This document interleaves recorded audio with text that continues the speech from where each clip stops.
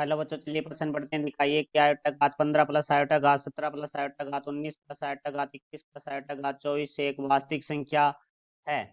मुख्य अवधारणा। तो हमारा जो प्रश्न है वो समिश्र संख्या से संबंधित है। तो देखो हम बात करेंगे समिश्र संख्या के बारे में। तो समिश्र संख्या का जो मानक रूप है वो जेड बराबर हमारे पास होता है ए प्लस आयोटा बी, जहाँ हमारे पास ए है वो वास्तविक भाग और आयोटा बी है वो हमारा काल्पनिक भाग है। तो देखो अब हमारे आयोटा है जो हमारा बराबर होता है वर्गमूल माइनस एक, और आयोटा की जो घात है 2 है वो हमारे बराबर होती है माइनस एक की, और आयोटा घात जो 3 है वो बराबर होता है हमारे माइनस आयोटा, और आयोटा घात जो 4 है वो हमारा बराबर होता है एक। तो अब देखो हमारे प्रश्न के बारे में बात करते हैं। तो प्रश्न में हमें दिए गए आयोटा घात 15 प्लस आयोटा घात 17 प्लस आयोटा घात 19 प्लस आयोटा घात 21 प्लस आयोटा घात 24। तो देखो बराबर में हमारे पास इसको हम 4 के गुणज के रूप में बदलेंगे। तो इसको हम लिखेंगे आयोटा घात 12 प्लस 3 प्लस आयोटा घात 17 को हम लिखेंगे आयोटा घात 16 प्लस 1 प्लस आयोटा घात 19 को हम लिखेंगे आयोटा घात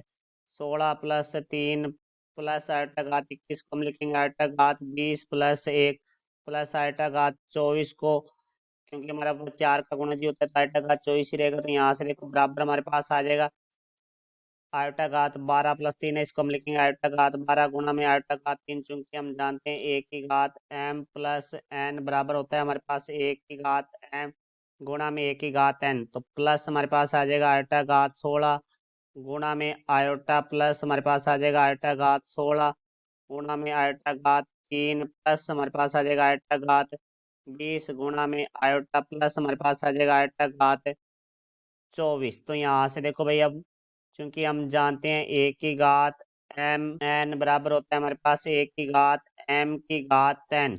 तो यहाँ से देखो भाई हमारे पास आ जाएगा बराबर में आयोटा घात 12, इसको हम लिखेंगे आयोटा घात 4 की घात 3। तो 4 को 3 से गुणा करते हैं तो 12 तक आयोटा घात 4 के रूप में बदलेंगे, क्योंकि यहाँ आयोटा घात 4 का मान है वो हमारा एक उत्तर, एक की घात से कुछ भी हो वो एक ही होती है हमेशा।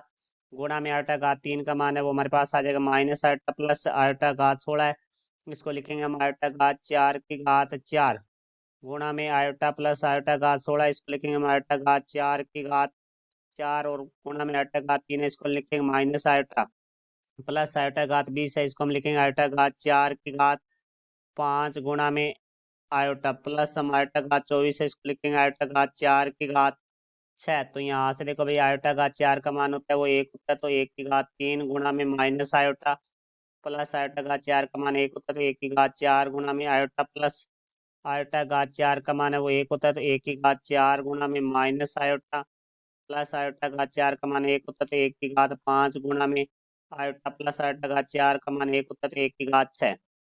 तो एक की घात 3 होता है वो एक होता है, तो एक को माइनस आयोटा से गुणा करेंगे तो हमारे पास आ जाएगा माइनस आयोटा, प्लस एक की घात 4 का मान एक होता है, एक को आयोटा से गुणा करेंगे तो हमारे पास आ जाएगा आयोटा। एक की घात 4 का मान है वो हमारा एक होता है, एक को माइनस से आयोटा से गुणा करेंगे तो यहाँ आ जाएगा माइनस आयोटा, प्लस एक की घात 5 का मान एक होता है, एक को आयोटा से गुणा करेंगे तो आयोटा, प्लस एक की घात 6 है वो हमारा एक होता है। तो यहाँ से देखो माइनस आयोटा से प्लस आयोटा कट जाएगा, माइनस आयोटा से हमारा प्लस आयोटा कट जाएगा, तो यहाँ से देखो बराबर में हमारे पास आ जाएगा एक। तो ये हमारा एक वास्तविक भाग है, क्योंकि इसमें आयोटा वाली संख्या नहीं है, तो ये हमारा काल्पनिक भाग नहीं, ये हमारा वास्तविक भाग है। तो हम लिखेंगे आयोटा घात 15 प्लस आयोटा घात 17 प्लस आयोटा घात 19 प्लस आयोटा घात 21 प्लस आयोटा घात 24 एक वास्तविक संख्या है। तो ये हमारे प्रश्न का उत्तर हुआ। मैं आशा करता हूँ समझाया होगा। धन्यवाद।